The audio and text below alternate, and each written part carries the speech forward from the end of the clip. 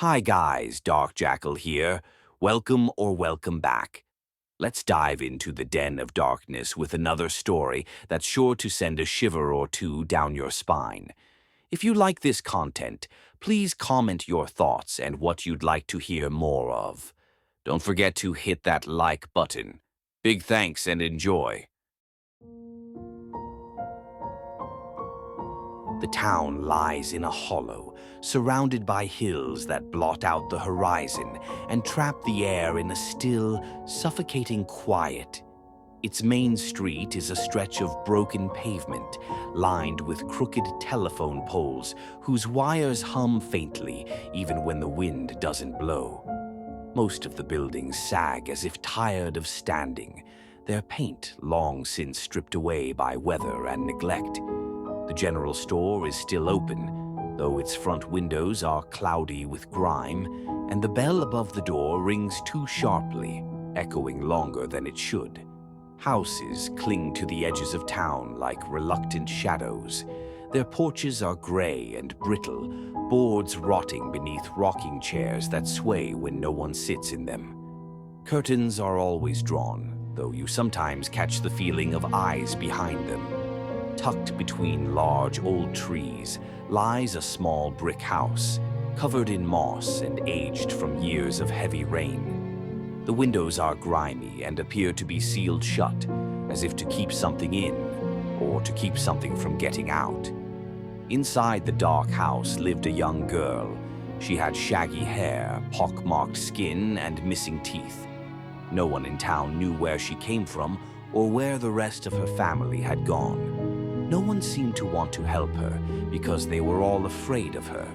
Some people claimed that if approached, she would hiss like a cat and stare at them with such malice that they would turn and run. The girl appeared to be feral, like a wild animal. The townspeople only knew her by the name of Remi. They often pondered at how she managed to survive by herself and how she managed without the day-to-day necessities of electricity and running water. Some people claimed that they could hear her scurrying around in the middle of the night, just outside their windows. And if they tried to look, all they could see were two tiny glowing eyes, and then a blurry shadow that would disappear into the night. Crops left in fields were found torn up, not eaten, but shredded into heaps. Barn animals went missing, their bones discovered later in piles behind the silo. People whispered that she must have some secret way of feeding herself, but those who had seen the remains swore they couldn't belong to anything she could have killed alone. The bite marks were too wide, too deep. Some claimed she wasn't alone at all. On windless nights, when the air grew heavy and hard to breathe, townsfolk lying awake swore they could hear the sound of nails dragging across their walls. Sometimes a laugh, raspy, broken, not quite human, echoed faintly through their bedrooms. Those brave enough to peer outside swore they saw not just Remi's glowing eyes, but others beside hers, smaller, lower to the ground, flickering in and out of the dark. The sheriff once tried to put an end to the fear.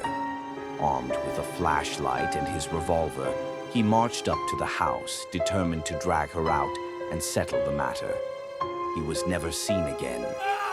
Days later, his cruiser was found parked at the edge of town, doors flung wide open, the seats soaked through with something dark and sticky. The only thing left on the dash was his badge, bent neatly in half. One night, the town awoke to a sound none had ever heard before.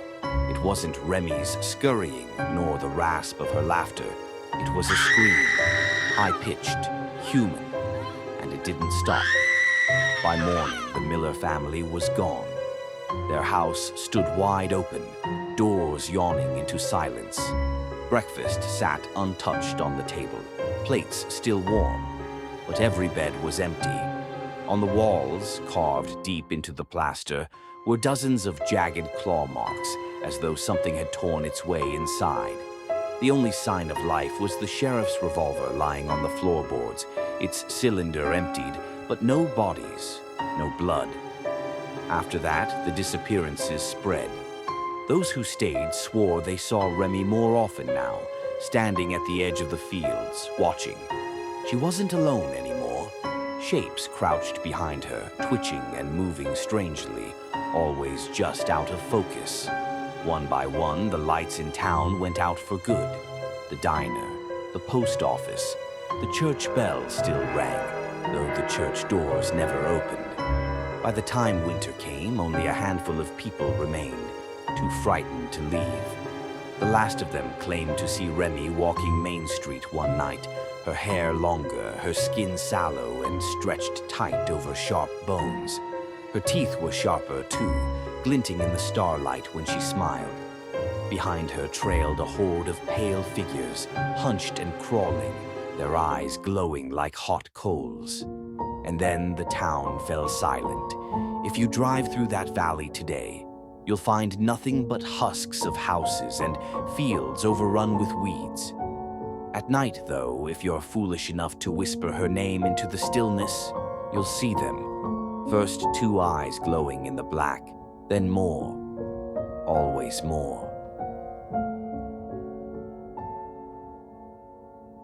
Your support means so much to me. Thank you. Please share, comment, like, subscribe, and make sure to hit that bell icon so that you don't miss any new uploads. Thank you so much for watching. Please like and subscribe for more creepy content. See you in the next video.